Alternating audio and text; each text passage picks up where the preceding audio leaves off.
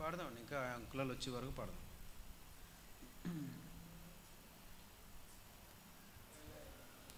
నా మనోనేత్రము తెరచి 198, పాతది 196.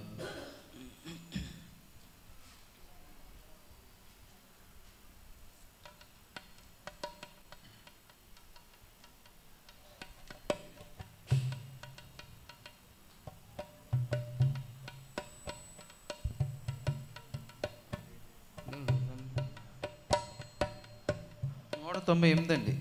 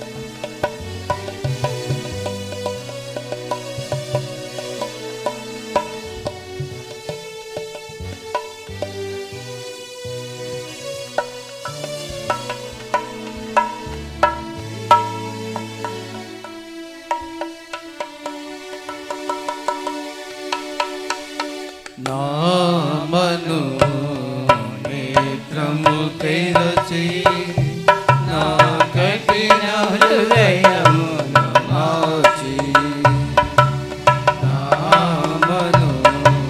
మనోనేత్రము తెరచి నా కఠిన హృదయమును మార్చి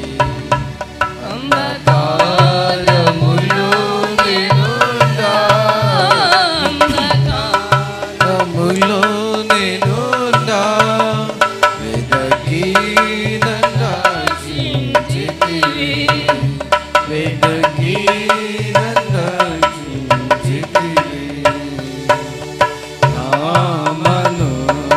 మనోనేత్రము తెరచి నా కఠిన హృదయము మార్చి నా మనోనేత్రము తెరచి నా కఠిన హృదయము మార్చి పాపభారము తోడా చిందించి వలయుట నుండి నీ పాపభారము తోడా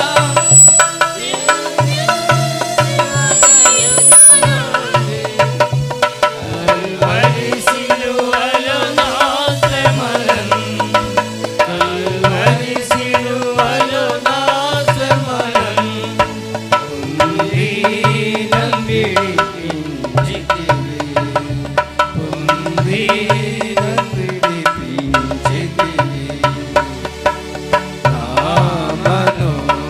మనోనేత్రము తెరచి నా కఠిన హృదయము మార్చి నా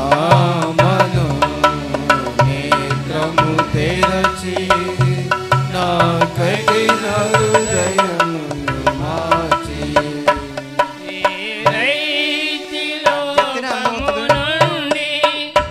నీ స్వరమును నేను చేరా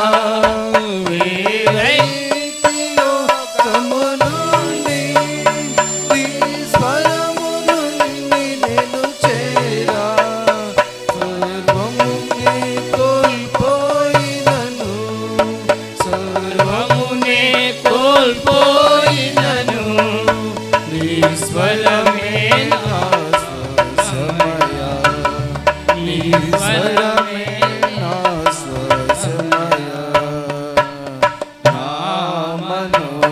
మనోనేత్రము తెరచి నా కఠిన హృదయమును మార్చి నా మనోనేత్రము తెరచి నా కఠిన హృదయమును మార్చి ఎన్నాళ్ళు బ్రతికిననేమి నీకై జీవించెద ప్రభువా ఎన్నాళ్ళు బ్రతికిననేమి నీకై జీవించెద ప్రభువా బాధలు శోధనల శ్రమలలో బాధలు శోధనలు శ్రమలలో ఓదాచి ఆదుకుంటివయా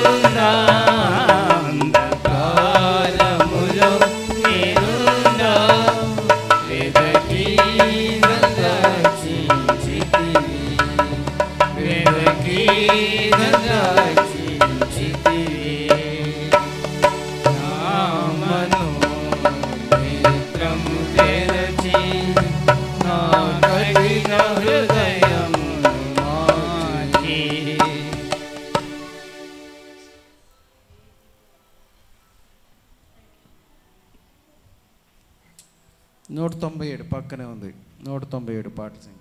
నువ్వు వాట్సాప్లోనే పెట్టాలి కదా, నీకు పని ఏంట్రా? కేవలం లైవ్ ఇవ్వటమేనా నీ పని?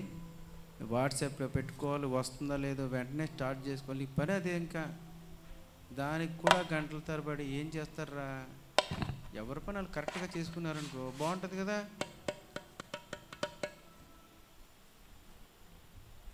నూట 197 పాటల సంఖ్య. లైవ్ వస్తుందని చూసి ఫాలో అయ్యే వాళ్ళు కొంతమంది ఉంటారు. అవన్నీ మనం దృష్టిలో పెట్టుకుని పాతది 195, కొత్తది 197.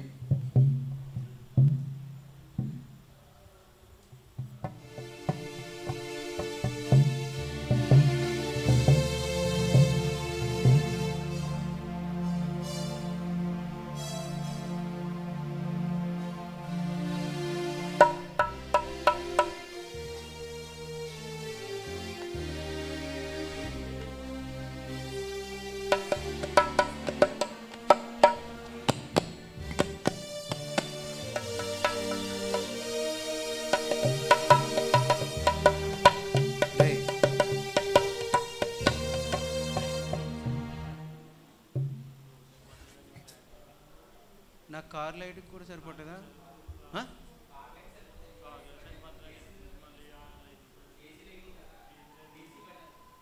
అది ఏసీ లైట్లా పని చేయట్లేదంట. ఓ పని చేస్తావా? ఇది ఇలా ఛార్జింగ్ లైట్ మార్కెట్లో లైట్లు ఇస్తారు కదా, అదేం దొరకదా? అదే కరెంటే గ్యాస్ లైట్ అయినా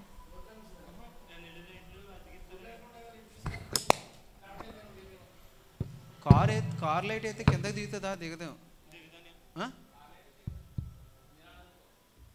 ఇటువైపు నుంచి వెళ్తే ఈ బెల్లంపేటలో నుంచి వెళ్తే కారు ఒకవేళ అప్పుడు లైట్ దిగుతుందేమో. సరిపోద్దంటావా? పోనీ అలా సరిపోతే ఓకే, సరిపెట్టగలిగితే 2 కార్లు అవుతాయి కాబట్టి మందే పెట్టని వెళ్తే 2. సరే చూడ మరి, ఏదైనా మొత్తం మీద ఆడు సిగ్గుపడకూడదు మనం.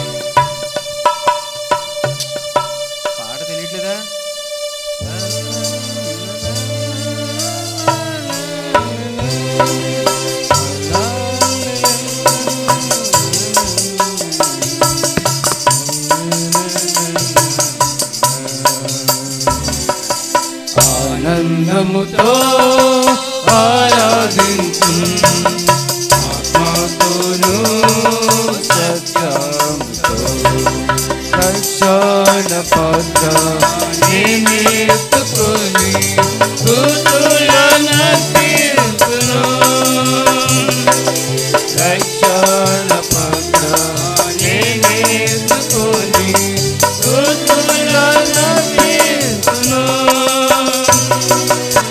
అర్చించి పోరాడి పూజింతును యేసుని నామమును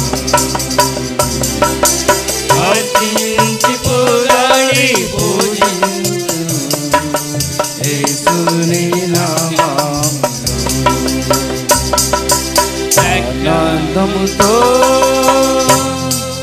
పాపినైనా నన్ను రక్షింపను సిలువపై నాకై తానెక్కెను పాపినైనా నన్ను రక్షింపను సిలువపై నాకై తానెక్కెను పరిశుద్ధ జీవం నాకివ్వను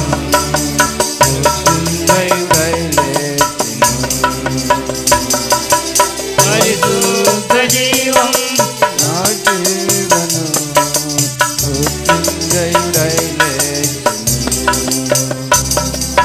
సాక్షాన పత్ర నేనెత్తుకొని స్తుతులనర్పింతును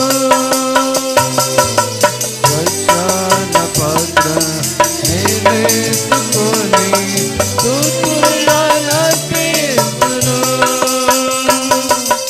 అర్చించి పోరాడి పూజింతును యేసుని నామమును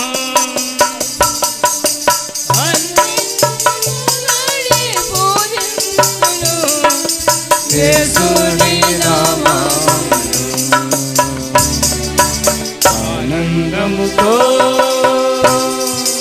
మరణ పుట్టులలో నేను ఉండగా మరరూపి అయినా కడకే చేసెను మరణ పుట్టులలో నేను ఉండగా మరరూపి కడకే చేసెను పరలోక జీవం నాకివ్వను మరణమును పరలోక జీవం నాకివ్వను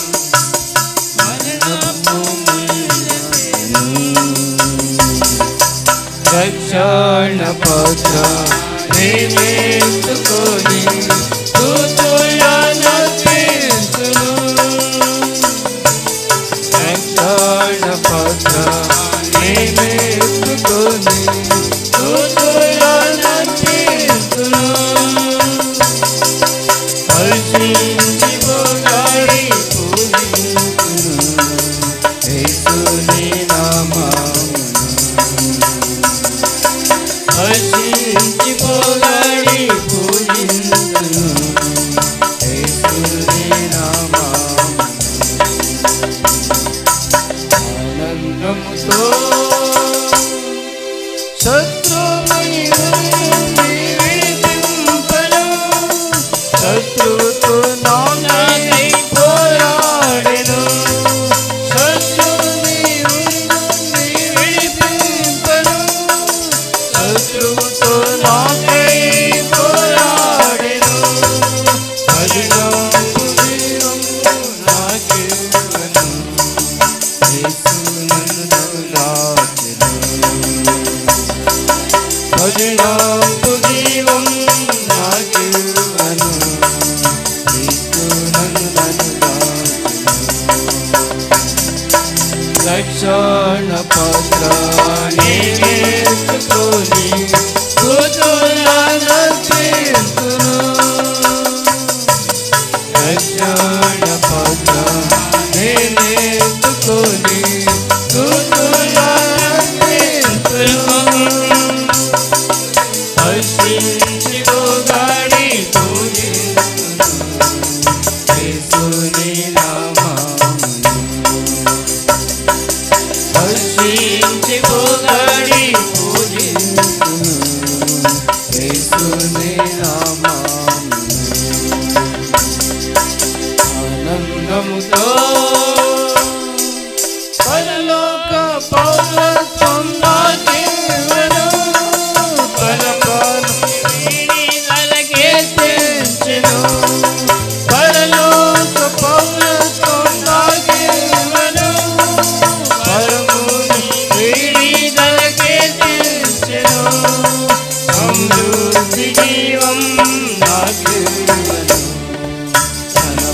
సమృద్ధి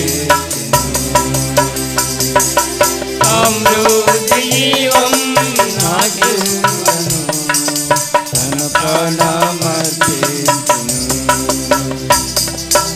రక్షణ పత్రాన్ని నేర్చుకొని స్తుతులనర్పించును రక్షణ పత్రాన్ని నేర్చుకొని స్తుతులనర్పించును హర్షించి పొగడి పూజించును యేసుని నామమును హర్షించి పొగడి పూజించును యేసుని నామమును ఆనందముతో శోధన వేదన బాధలెన్నో ఈ లోకయాత్రలో ఎదురైనను శోధన వేదన బాధలెన్నో ఈ లోకయాత్రలో ఎదురైనను ప్రత్యేక దీవం జీవించను అర్పించుకొను నీకు ప్రత్యేక జీవం జీవించను అర్పించుకొను నీకు రక్షణ అంగీకరించు నా జీవితమును నీ కొరకే ప్రభువా అంగీకరించు నా జీవితమును నీ కొరకే ప్రభువా హల్లెలూయా ఆమేన్ హల్లెలూయా ఆమేన్ హల్లెలూయా ఆమేన్ హల్లెలూయా ఆమేన్ హల్లెలూయా ఆనందముతో కాసేపు ప్రార్థన చేద్దాం. ఆ తర్వాత అంటే అంకుల్ కాసేపు ప్రార్థన చేద్దాం, తర్వాత పాడదాం. కాసేపు ప్రార్థన చేయండి, ఒక్కొక్కరు ప్రార్థన చేయండి. అంతలోపు అంకులు కూడా వస్తారు.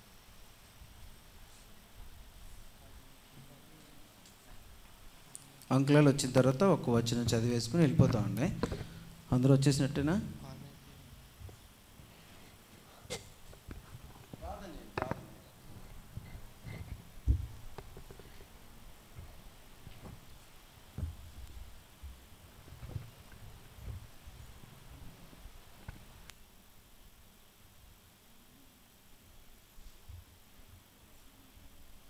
ప్రార్థన చేయండి. బాప్తిసాల కొరకు ప్రభు సహాయం చేయనట్లుగా ఈ మీటింగ్లో దేవుడు సాయంత్రం కొంచెం ఇంకో వర్తమానం ప్రభు మనతో మాట్లాడినట్టుగా ప్రార్థన చేయండి. ప్రార్థన చేయండి. పుష్పక ప్రతిమ పిల్ల పేరు కరుణ చేయండి, ప్రార్థన చేయండి. అదే కోపం పెట్టుకుని మాట్లాడతలేదు, తెలిసి నాకు ఆ విషయం. ప్రార్థన చేయాలి మీరు.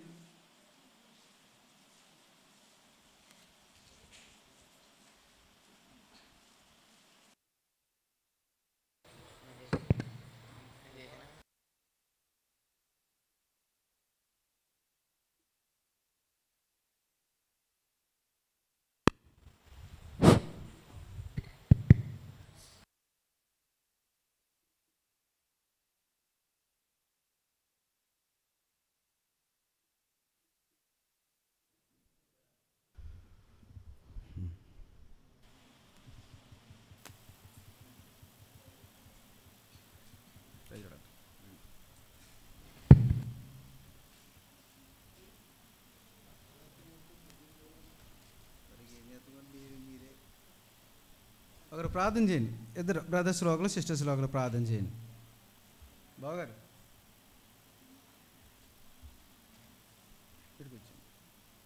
బ్రదర్స్ లోకలు సిస్టర్స్ లోకలు ప్రార్థన చేయండి. నేను పేర్లు చెప్పానా?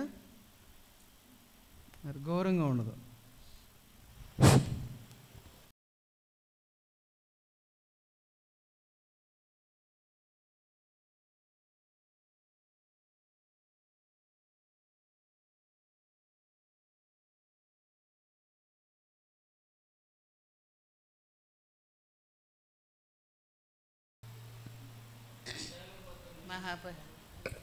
చేయనండి. ప్రేమ నమ్మకమైన మా తండ్రి, మీకు అందములు స్తోత్రించాను ప్రభా. మరి ఇప్పటి వరకు మీ వెళ్ళైన మమ్మల్ని పాటలతో మీరు స్థించడానికి మీరు సహాయపడి వచ్చినారు. తిరిగి ప్రభా మీ దాసులను తీసుకొచ్చినారు ప్రభా. మీరు మరి రాజు మరి బాప్తిస్మం కొరకై ప్రభా ఈ దినాన్ని సిద్ధపరచడానికి మీకు రాలి మీ దాసుని అభిషేకించి మాట్లాడవలసిందిగా మీ సహాయం కోర్చాను. జ్ఞాపకం చేసుకోండి ప్రభా బాప్తిస్మం కార్యం గురించి. ఏం ప్రభా పాపం ఒప్పింపు చేసుకోకుండా ప్రభా ఒప్పించబడటానికి ప్రభా బిడ్డకు సహాయపడుతూ వచ్చినావు.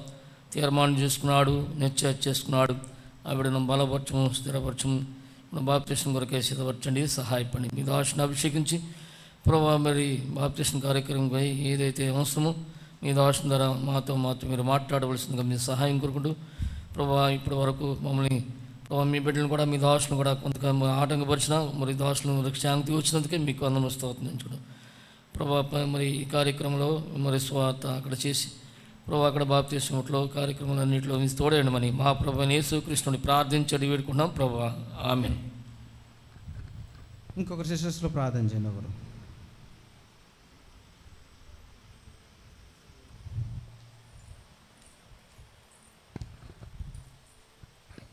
మహాపరిశుద్ధుడు అయిన దేవ బంగారు ప్రభువా, పవర్ నీ బంగారు పాదాలకు వందనాలు స్తోత్రాలు చెల్లించుకుంటున్నాం తండ్రి. నాయన ఈ సాయంకాలం సమయంలో నీ సంధ్యాల్లో చేరి ప్రార్థించుకోవటానికి నాయన ఈ యొక్క బాప్తిస్మ కార్యక్రమం జరిపించుకోవటానికి మీరు చేసిన గొప్ప కార్యాన్ని బట్టి వందనాలు తండ్రి. నాయన ఈ లోకంలో ఒక పాపి రక్షించుట తండ్రి ప్రభువా. నాయన పరలోకంలో తండ్రి దోతలు నాయన అనేకులు సంతోషిస్తారు ప్రభా. నాయన రాజును నాయన తండ్రి ప్రభా అబ్బాయిని రక్షించుకుని ప్రభా నాయన ఈ దినాన బాప్తిస్మం తీసుకుంటానికి ప్రభా మీరు చేసిన గొప్ప కార్యాన్ని బట్టి వందనాలు. ఇదిగో నాయన నిలబడుతున్న దాసుడిని ప్రభా మీరే అభిషేకించండి నాయన. రాజుకు తోడై ఉండండి, కృప చూపించండి నాయన. ఈ బాప్తిస్మం వల్ల తనకి నాయన ఏది వచ్చినా కూడా అనేక శ్రమలను తప్పించి నాయన ప్రభా సంతోషము, ఆనందం, నెమ్మది ఆ బిడ్డకు దయచేయండి. ఆ కుటుంబాన్ని దీవించండి, ఆశీర్వదించండి ప్రభా. ఇక్కడ చేరు వచ్చిన ప్రతి ఒక్కరిని మీరు జ్ఞాపకం చేసుకోండి. నిలబడి అభిషేకించుకుని నాయన బాప్తిస్మ కార్యక్రమంలో మీరు తోడై ఉండవలసిందిగా నీ సన్నిధానంలో ప్రార్థిస్తూ నీకే ఘనత మహిమ ప్రభావాలు ఆరోపించుకుంటూ మా ప్రభు మా రక్షణకర్తకు యేసయ్య అతి శ్రేష్టమైన నామంలో స్తుతించి ప్రార్థించి అడిగి వేడుకుంటున్నాం తండ్రి. ఆమేన్. అంకులు 10 నిమిషాలు, ఒక 5 నిమిషాలు అట్లా మాట్లాడతారు. ఆ తర్వాత మనం వెంటనే వెళ్ళిపోతాం. ఆటో అయినా కూడా రెడీగా ఉండమని చెప్పండి.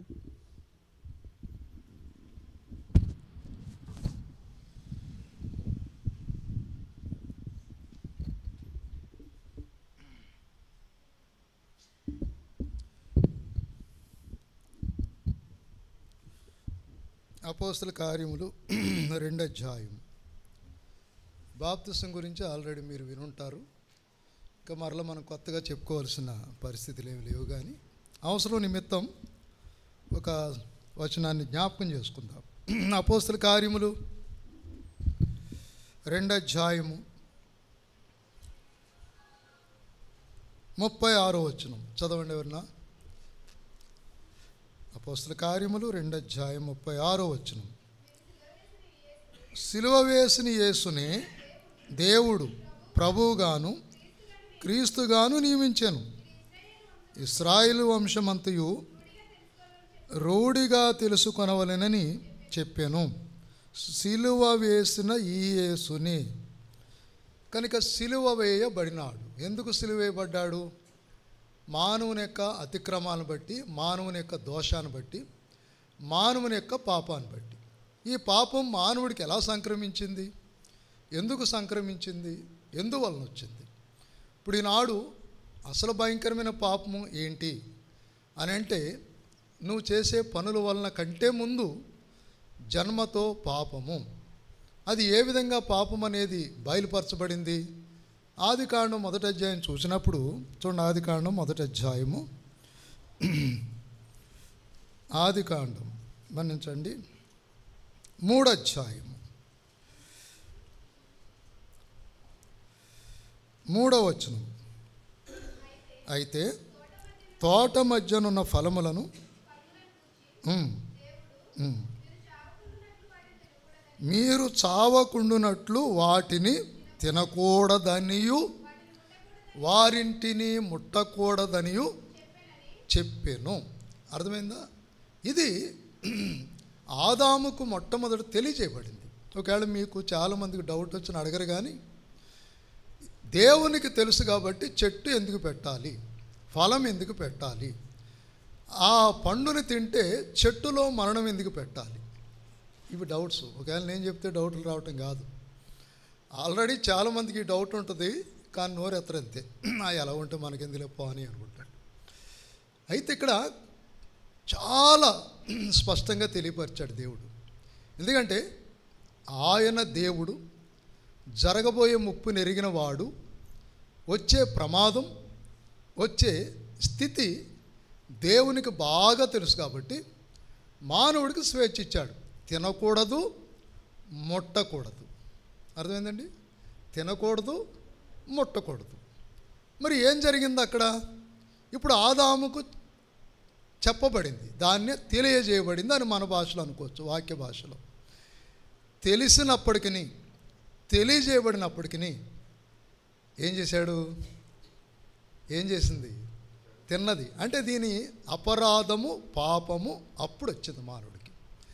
తెలిసి చేశాడు. అందుకనే చాలామంది తెలిసి చేస్తారు. ఇక్కడ ఆరాధన చేస్తారు, బలలో పాలు పొందుతారు, బాప్తిసాలు పొందుతారు, లేకపోతే మేము సేవ చేస్తాం, బోధిస్తాం, బల్లగుద్ది.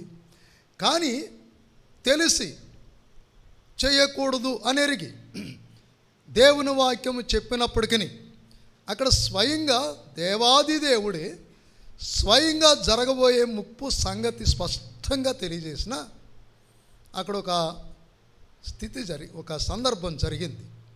సర్పము అనగా దూతల్లో ఒక దూతే. మరి ఏ విధంగా అయ్యింది దూత అని నేను అన్నగాని,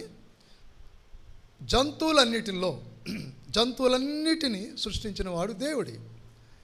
మానవుడిని సొంత చేతితో నిర్మించిన వాడు ఆయనే.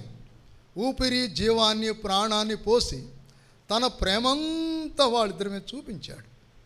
చూపించి మీరు తినవద్దు, తింటే ఏమవుతారు, మీరు చస్తారని చెప్పినా తిన్నారు. అది చూసారా? చచ్చిపోతారని చెప్పినా తిన్నాడు. ఒరే తాకరా చస్తావంటాడు, అయినా తాగుతాడు. ఒరే ఎక్కువ తినేకిరా, గుండె జబ్బులు వచ్చేస్తాయి, హార్ట్ అటాక్లు వచ్చేస్తాయి అన్నా సరే తినేస్తాడు కదా. తినొద్దురా, వెళ్ళొద్దురా, చూడొద్దురా, అసలు అలాంటి ఛాయలకి వెళ్ళొద్దురా అంటే మానవుడికి ఆశ ఏంటి? చెయ్యొద్దన్న పని చేయటమే వీడికి ఆనందం, వద్దన్న చోటుకి వెళ్ళటమే వీడికి సంతోషం. అలాగే కదా అమ్మాయిలు, అబ్బాయిలు, ప్రతి వయసు వాళ్ళు నాశనం అయిపోవడానికి కారణం అదే కదా. ఇక్కడ స్వయంగా దేవుడు చెప్పినప్పుడు మానవులు చెప్తున్నారు, సేవకుడు చెప్తున్నాడు, తల్లిదండ్రులు చెప్తున్నారు. అక్కడ ఎవరు చెప్పారు? స్వయంగా సృష్టికర్త. ఆషామాషి వ్యక్తి కాదు, సామాన్యుడు కాదు. ఆయన చెప్పినను అక్కడ ఇంకో మాట చెప్పాడు, చావకుండా. మరి ఆ మాటగానే ఏమవ్వాలి? భయపడాలి. కొన్ని సందర్భాలు జరుగుతూ ఉంటాయి. ఒకటి తాగేసి అన్నీ తినేసి చచ్చిపోతాడు. ఆయన చూతాకెళ్ళిన వాళ్ళు తాగేసి వెళ్తారు. యారో ఇదేంట్రా బాబు, తాగేసాడని చెప్పి చచ్చాడన్నది నువ్వే, ఆ బాధ మర్చిపోతా తాగేశానన్నా. ఎటి ఇది ఎటకారం అనుకోవాలో మరి ఏమనుకోవాలో మనకు తెలియదు. అర్థమైంది? ఒకడు చచ్చిపోయాడు, మా తెలిసినాడు, మా మందిరం వెనకాల. అంకుల్ అంటే రోజు వస్తాడు. మీరంటేనే నా గౌరవం, మీరే సేవకుడు అంటాడు. ఏదో నీకోదేమలా పొగుడతాడు అనమాట. అప్పుడు నేను అన్నా, రే నాకు పొగడతవద్దు, నువ్వు ఆదివారం రా. అది అక్కడే వస్తుంది నాకు కోపం. ఎందుకు ఆదివారం రమ్మంటున్నారు, మనసు మార్చుకోమంటారు, మీకు డబ్బులు లేకపోయినా కూడేవడటమంటాడు నిన్ను అంటాడు. ఒరే ఇవన్నీ నాకు వద్దు, నువ్వు రా. అందుకనే మీ దగ్గర రాను నేను. కోపం. చచ్చిపోయాడు, తాగేసి చచ్చిపోయాడు. ఆడి దగ్గరికి వెళ్ళిన వాళ్ళు అందరూ తాగేసి ఏడ్చేశారు. మొత్తం తాగుబోతులు బ్యాచ్ కదా. ఎంత జనం వచ్చేసి ఏడ్చేశారంటే తాగేసి వచ్చి మరీ ఏడ్చేశారు. ఆడు ఎందుకు చచ్చిపోయాడని ఏళ్ళే చెప్పారేమని పాస్టర్ గారండి, తాగేసి చచ్చిపోయాడండి. మరి మీ సంగతి ఏంటిరా? అది చూసారా, ఆదాము చేసిన పొరపాటు భయంకరమైనది. అప్పటి నుంచి ప్రారంభమైంది. ఏంటది? పాపం అంటే ఏంటి? సినిమాలు చూడటమా, బూతులు తిడతామా, అబద్ధాలు ఆడతామా, వ్యభిచారం చేయటమా, పేకట, అవి క్రియలతో కూడిన పాపం. పాపం అంటే జన్మతో వచ్చిన పాపం. ఆడెవడో ఆదాం చేస్తే మనకేంటండి అనొచ్చు. దానికి అర్థం అవడానికి ఒక సంగతి చెప్తాను మీకు. మీలో ఇళ్లలో చంటిబిడ్డ తల్లుని చూసుంటారు మీరు కదా. కన్న పిల్లల్ని ఏమంటారు ఆమెని బాలింతరాలను చూసుంటారు. మన అచ్చ భాషలో మాట్లాడుకుంటే బాలింతరాలను చూస్తారు. ఆ తల్లి పాలిస్తుంది, వీళ్ళకి పచ్చిం పెడతారు. ఏం పెడతారు మీకు వెలిగిపోవాలి పాటికి, తోటకూర పెడతారు. తోటకూర తింది ఎవరు? పిల్ల. ఆడికే పెట్టేస్తారు ఎప్పుడే తల్లి. మరి ఆడికి ఈ రోజున ఎలాగెళ్ళింది చెప్పండి. ఇది కొంచెం ఎబ్బెట్టుగా ఉంటాయి వినటానికి, మీకు అర్థమవటానికి చెప్తున్నాను. ఎలాగెళ్తాడాడు? పచ్చగా వెళ్తాడే. ఆడికి ఈవిడికి సంబంధం ఏంటి చెప్పండి? పాలు తాగితేనే పచ్చగా వెళ్ళిపోవాలా? అదేమో నల్లగా ఉంటుంది గేది, పచ్చగడ్డి తింటుంది. పాలు ఎలాగేస్తుంది? తెల్లగా ఎత్తుంది. ఆయన తెలుసు బాగా. ఎలా ఎత్తుంది? తెల్లగా ఇస్తుంది. మరి ఎక్కడ జరిగింది ఈ క్రియ? ఇప్పుడు చెప్పండి. ఆదాము చేస్తే ఈ వ్యక్తికి రావటం ఏంటి, మనందరికి రావటం ఏంటి పాపం? ఆడ మానాడు పోయాడు, ఆడేదో గెంటించుకున్నాడు, బయటకు పోయాడు. మనకెందుకు రావాలి? మరి తల్లికి తింటే పిల్లకి జరిగినట్లుగా ఆ సంతానంలోంచి వచ్చిన మనందరికీ ఏమంటుకుంది? ఇప్పుడు పాపం అంటుకుంది. మరి పాపానికి పరిష్కారం ఏంటి? ఆనాడు జగత్పునాది వేయబడక ముందే క్రీస్తు యేసులో మనలను, అంటే సృష్టి అంతటికి సృష్టించకముందే రక్షణ కార్యాన్ని కూడా ఏర్పాటు చేశాడు దేవుడు. మరి ఎందుకు చేశాడు? మహానుభావుడు, మహాజ్ఞానవంతుడు. వీళ్ళు ఇలాగే ఉంటారని తెలుసు ఆయనకి. ఎలా ఉంటారని? ఏదో టైంలో ఏదో బాల్తో కొడతారని తెలుసు ఆయనకి. అది రక్షణ కార్యము ఏర్పరిచి వాళ్ళు సొంత ఆలోచన వల్ల, నిర్ణయాల వల్ల వాళ్ళకి కలిగిన పాపాన్ని కప్పుకోవటాన్ని చూశారు. ఏట్లతో కప్పుకున్నారు చెప్పండి? ఏట్లతో కప్పుకున్నారు? ఆకులతో కప్పుకున్నారు. ఆకులు ఎంతకాలం ఉంటాయి ఎండకి? ఇప్పుడు ఈనాడు కూడా సంఘాల్లో చాలామంది యవనస్తున్నాను అనుకోండి, ఇప్పుడు ఆడు ఉన్నాడు అనుకో, మేకెట్టేస్తాడు. ఆ మైకి పెట్టినందువల్ల పరలోకానికి వెళ్ళిపోతాను అనుకుంటాడు. అవునా? ఒకడు వచ్చి చేపలు తుడిసేస్తాడు, చేపలు వేసేస్తాడు, అన్నం వడ్డించేస్తాడు. ఎక్కడ మీటింగ్ అన్న మైకులు ఎట్టుకుపోతాడు. గందరగోళంగా శ్రమ పడిపోతారు, చెమటూర్చి కష్టపడిపోతూ ఉంటారు. దేనికోసం? ఏదో రకంగా దేవుడు దీవిస్తాడు, పరలోకానికి వెళ్ళిపోవచ్చు, మారు మనసులో లేకపోయినా అనేదే కదా. మీ ఉద్దేశం కూడా అంతే కదా. అంటే మీరు కాదులండి, మీలాంటి ఆడతారు. ఆయన ఇప్పుడు దాకా కుదురుగుంచితే వాడు ఇప్పుడు కుయ్యమనిపించాడా అంటే ముగించేస్తాను. అసలు ఈ రాత్రి ఏమిటో నా లైఫ్లో 30 సంవత్సరాల సేవ జీవితంలో మరి సింగి గారు చేసి అన్నీ కొంచెం అద్భుతంగా ఉంటాయి. ఇది ఒక అద్భుతం. ప్రపంచంలో 7 వండర్స్లు ఇది ఒక వండరు. బాప్తిస్మం ఉంటాం కనుక ముగించేస్తాను. ఇప్పుడు ఈ చేసిన పాపం పోవాలంటే కచ్చడాలు ఏంటంటే, ఈ కట్టుకున్న కచ్చడాలు ఏంటంటే సొంత ఆలోచన వలన, సొంత నిర్ణయాల వలన, సొంత నీతి వలన వాళ్ళ కలిగిన సిగ్గును కప్పుకోవాలని, వాళ్ళ మానాన్ని కప్పుకోవాలని ఏం కప్పుకున్నారు? ఆకులు కప్పుకున్నారు, కచ్చడాలు కట్టుకున్నారు. అంటే ఇప్పుడు సిగ్గుపోయిందా? కొంతకాలం ఆగుతాయి. ఆకు 2-3 రోజులు ఆగొచ్చు. 4వ రోజున ఏమవుతుంది? ఎండి ముక్కలు అయిపోయి ఊడిపోతుంది. ఈనాడు మనుషులు చేసే, క్రైస్తవులైనా హిందువులైనా ఎవరైనా సరే, సొంత నిర్ణయాలతో పాపము తొలగించుకోవాలనే ప్రయత్నాలు చేస్తున్నారు. వాటి ద్వారా వాళ్ళు చేసిన ప్రయత్నం ఎలా ఫలించలేదో, ఈనాడు మనసు దేవునికి ఇవ్వకుండా, హృదయాన్ని దేవునికి ఇవ్వకుండా, మారు మనసు పొందకుండా, పాప క్షమాపణ పొందకుండా, యేసు ప్రభు రక్తము చేత కడగబడకుండా కచ్చడాలు, ఆకులు, సొంత నిర్ణయాలు, సొంత ప్రయత్నాలు. క్రైస్తవులేమిలో పాపాన్ని బాగొట్టుకోవడం వరకు క్రిస్మస్ వచ్చేది రేపు డిసెంబర్ నుంచి మొదలైపోద్ది. తార వెలిసింది అవి మొదలైపోతాయి. ఇంటింటికి నక్షత్ర రాసులు వచ్చేస్తాయి. అవి అక్కడే ఉంటాయి సంవత్సరం వరకు. ఒకడు అలాగే ఉంచేస్తాడు, మళ్ళీ 26 వరకు. ఒకడేమో దాసేసి మడతెట్టేసి ఆ రోజు బూతులు పేసి కడిగేసి మళ్ళీ పెట్టేస్తాడు. అవి ఎక్కడ కథలో స్విచ్ అయితే వెలుగుతాయి, ఆపైతే ఆరిపోతాయి. మరి ఆ పై దేవుడు సృష్టించిన ఈ ఆరం కనుక ఈ లోకములో ఈ కచ్చడాలు ఏం చూపిస్తున్నాయంటే, మానవ ప్రయత్నాల వలన, గెల్లెవ్వటం వలన, ఫ్యాన్లు ఇవ్వటం వల్ల, చేపలు కొనటం వల్ల మంచిది, అవి చేయాలి. కానీ వీటి ద్వారా రక్షణ వస్తుంది, పరలోక రాజ్యం వస్తుంది అంటే భ్రమ అది. అందుకనే ఇప్పుడు రక్షణ కూడా దేవుడు ఏర్పరిచారు. ఏం చేశాడు? వాళ్ళిద్దరిని తోటలోంచి గెంటేయటమే కాకుండా వాళ్ళు సిగ్గు కప్పడానికి చర్మపు చొక్కాయలు చేయించడం ఉందా లేదా? ఒక చర్మం రావాలంటే ఇప్పుడు వీడికి ఇది కొడుతున్నాడు. వీడు ఎవరు? వీడి కంజరిగాడు ముందు. వీడు ఇప్పుడు ఏం కొడుతున్నాడు? ఏంట్రా బాయ్ చెప్పు. డోలకు కొడుతున్నాడు. ఆ తోలు ఏంటది? చర్మం. దేంది? గేదె కాదు, గేదె అయితే కొట్టలేవురా బాబు, మేకది. ఇప్పుడు మేకతోలు, గేదె తోలు ఇవన్నీ వచ్చినాయంటే ఏమైతే తోలు వచ్చింది?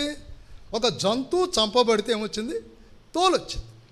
ఇప్పుడు వీరికి చర్మపు చొక్కాయలు అంటే తోలు చొక్కాయలు. అంటే ఇప్పుడు ఏమైంది? అక్కడ ఒక జంతువుని చంపవలసి వచ్చింది. ఆనాడు వాళ్ళ చర్మం పాపము సిగ్గు కప్పడానికి జంతువును బలిచ్చి తోలులాగి కప్పినట్టుగా మనకేమో అద్భుతమైన రక్షణ యేసుక్రీస్తు ప్రభు అనుగ్రహించాడు. మొదటి తిమోతి పత్రిక 1 అధ్యాయం 9వ వచనం. ఒక వచనం చదివించేసి ముగించేస్తాను, పట్టుకుంటే వదలరేళ్ళు. చదవండి. 1 తిమోతి పత్రిక 1 అధ్యాయం 9వ వచనం.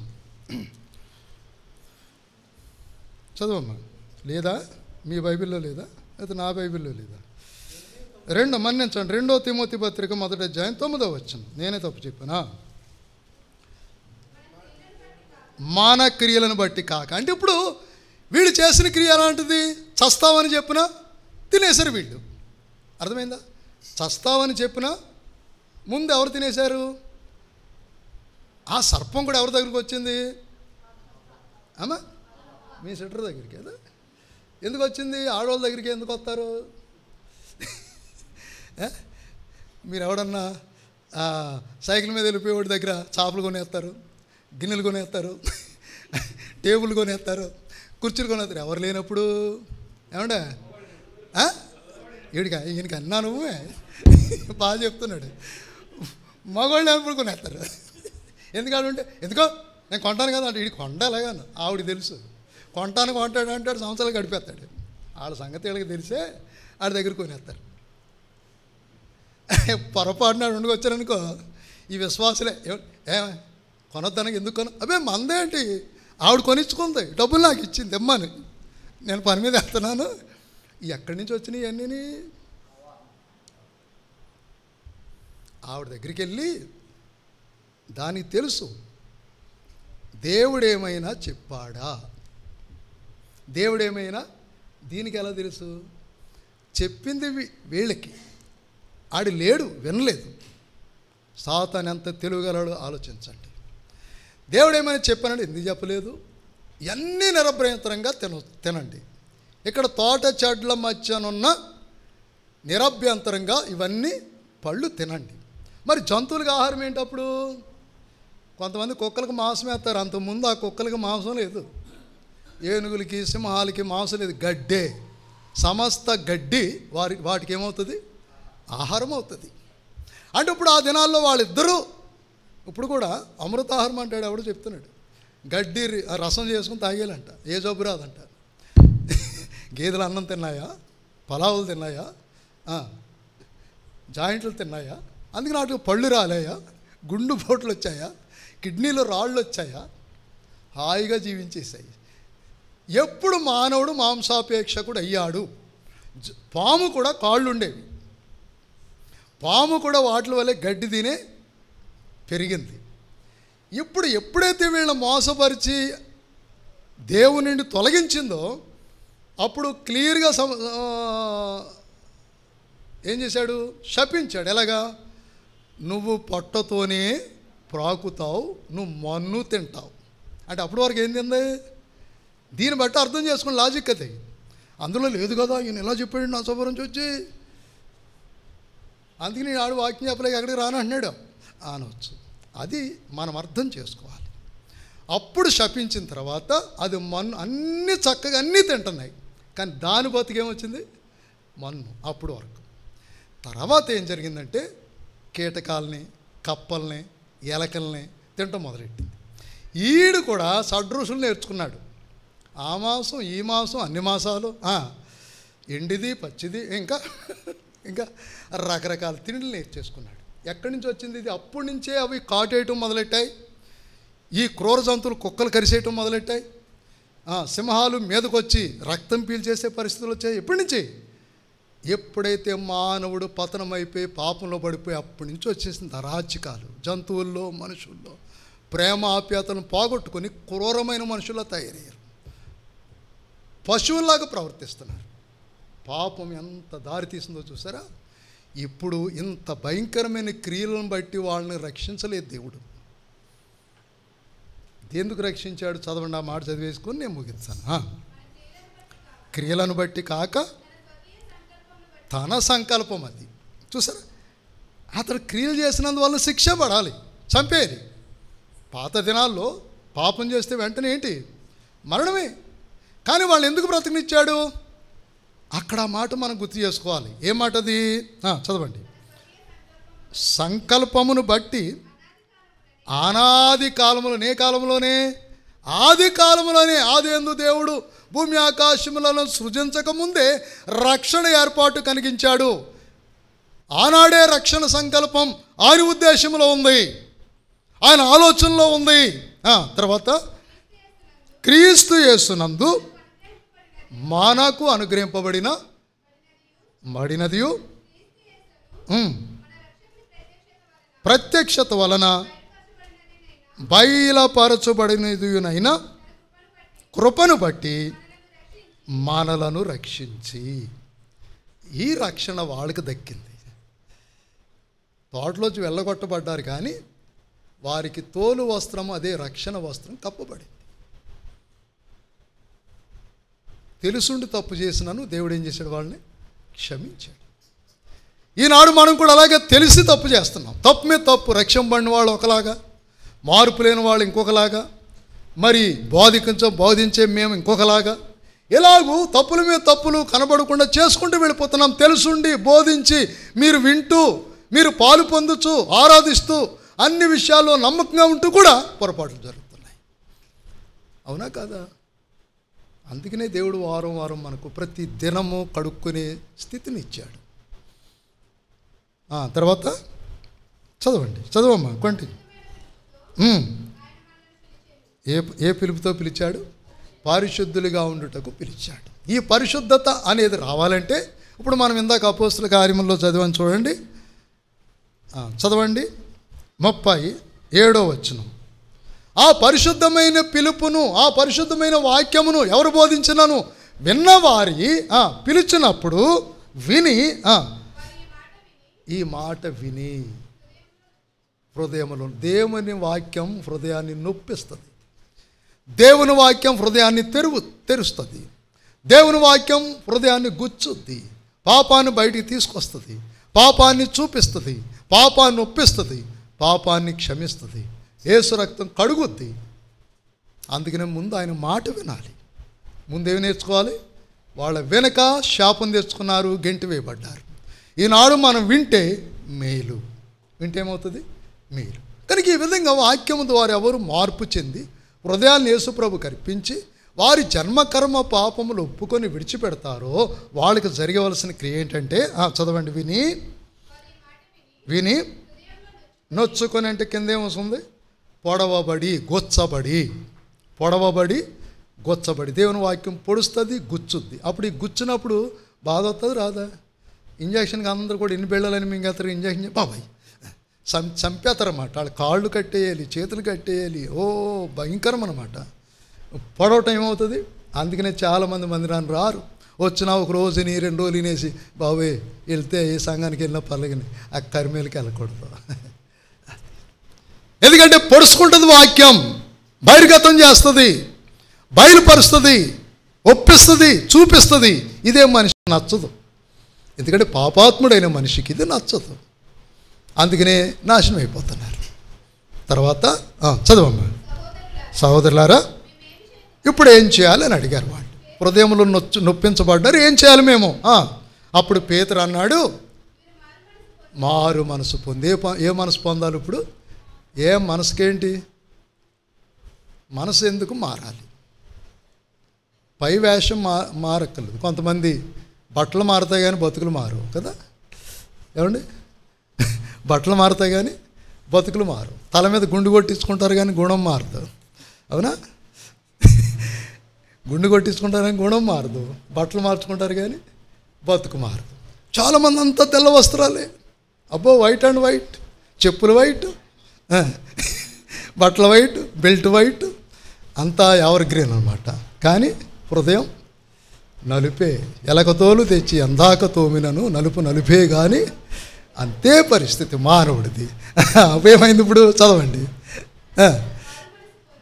మారు మనసు పొంది పాప క్షమాపణ నిమిత్తం ప్రతివాడు యేసుక్రీస్తు నామమున, యెహోవా నామమున కాదు, యెహోవా సాక్షిలో వచ్చి యేసు ప్రభు ద్వారా బాప్తిసం పొందినవాడు నరకానికి పోతాడు, అందుకని యెహోవా నామమునే పొందాలి అంటాడు. ఇప్పుడు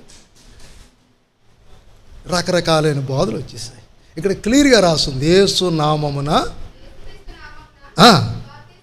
బాప్తిసం పొందుడి, అప్పుడు మీరు, అప్పుడు మీరా మీకు పరిశుద్ధాత్మ అనే వరం ఏం చేయబడుతుంది, పొందుదురు. పరిశుద్ధాత్మ అనే వరం అంటే నీకు ఇవ్వబడిన పరిశుద్ధతను నువ్వు కోల్పోయావు, పరిశుద్ధతను కోల్పోయావు. పరిశుద్ధాత్ముడు నివసించే నీ హృదయంలోంచి తొలగిపోయాడు, వెళ్ళిపోయాడు. అందుకనే దాన్ని గిఫ్ట్గా మరలా ఇస్తున్నాడు. అర్థమైందండి? ఆల్రెడీ నీకు ఆ వస్తువులు ఉంటాయి, కానీ ఇతరులు ఇచ్చింది నీకేమవుతుంది, అది అపురూపంగా ఉంటుంది, గిఫ్ట్గా ఉంటుంది. అది నీవు ఉన్నది అంతకంటే విలువైందే, కానీ ఒక వ్యక్తి ద్వారా పొందినప్పుడు ఏమవుతుంది, అది చాలా అద్భుతం. ఎవరికి ఎవరు అది చాలా భద్రంగా దాచుకుంటారు. అందుకని మానవుని యొక్క స్థితిని ఎరిగి దేవుడు పరిశుద్ధాత్మ అనే వరాన్ని మరలా వారికి ఇస్తాడు.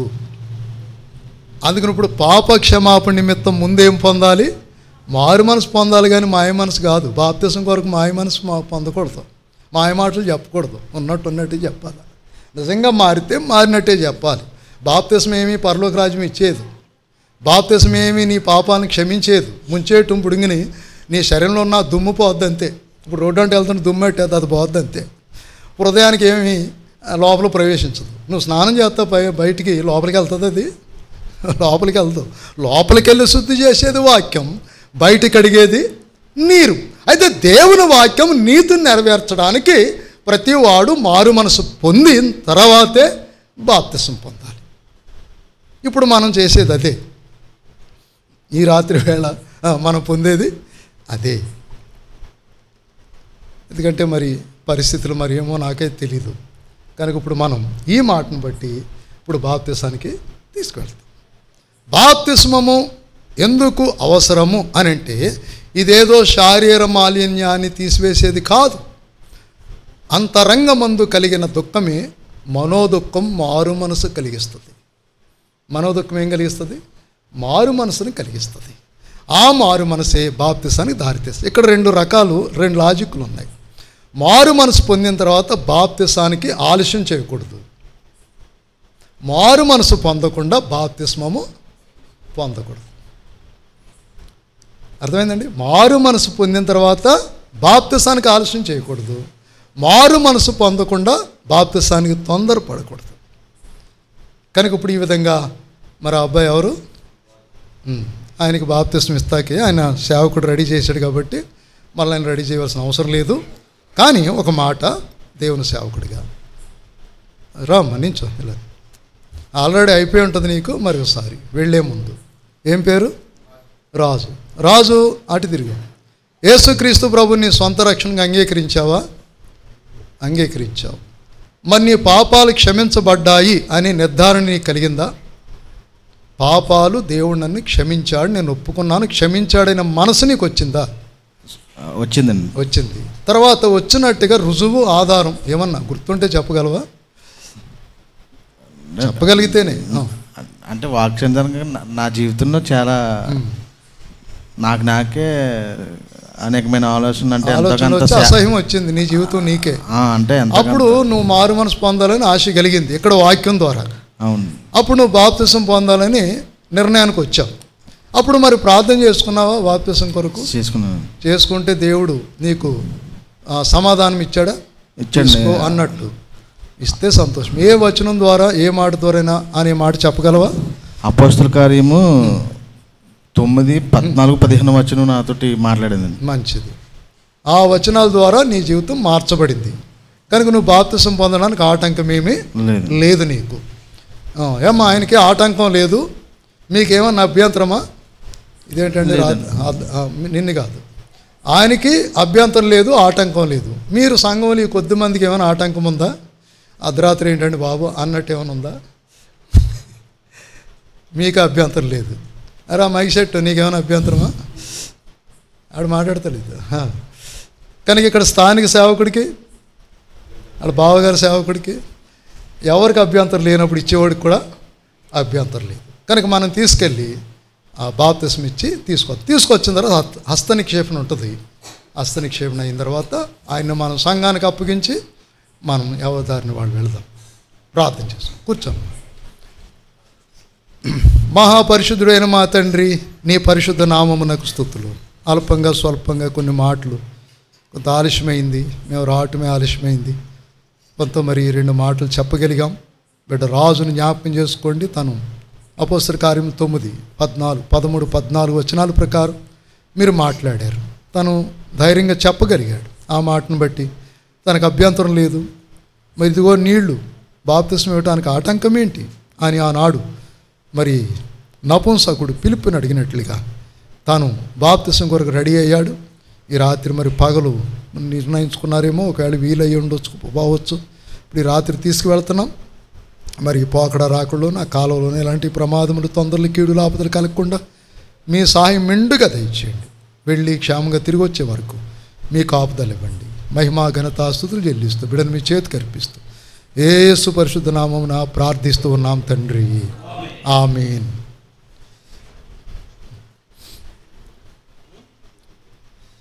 బాబురా